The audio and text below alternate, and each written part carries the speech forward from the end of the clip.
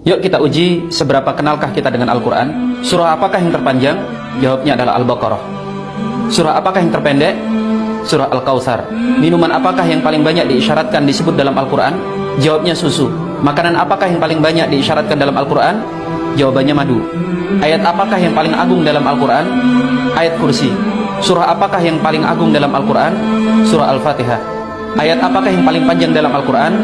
Jawabannya adalah ayat tentang hutang di surah Al-Baqarah ayat 282. Ayat apakah yang paling pendek? Yaitu ayat 64 dari surah Ar-Rahman, Mudhamatan. Kata apakah yang paling panjang disebutkan dalam Al-Quran?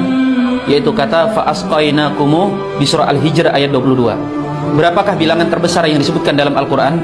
Jawabannya 100.000. Huruf apakah yang paling banyak digunakan dalam Al-Quran? Huruf alif. Huruf apakah yang paling sedikit digunakan dalam Al-Quran? Jawabannya huruf dha. Malam apakah yang disebut dalam Al-Quran sebagai malam terbaik? Lailatul Qadar.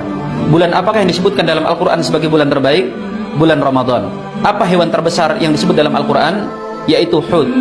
Dalam Al-Quran, hewan apa yang disebutkan di dalamnya yang paling kecil? Jawabannya ba'udah atau nyamuk. Juz berapakah yang di dalamnya paling banyak muat surah? Juz 30. Surah apakah yang paling banyak terdapat sumpah di dalamnya? Surah Asy-Syams.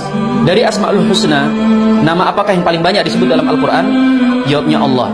Siapakah nabi yang paling banyak disebut dalam Al-Quran? Nabi Musa alaihissalam.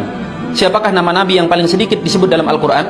Yaitu Nabi Ilyas, Nabi Ilyasa, Dzulkifli, dan Nabi Idris.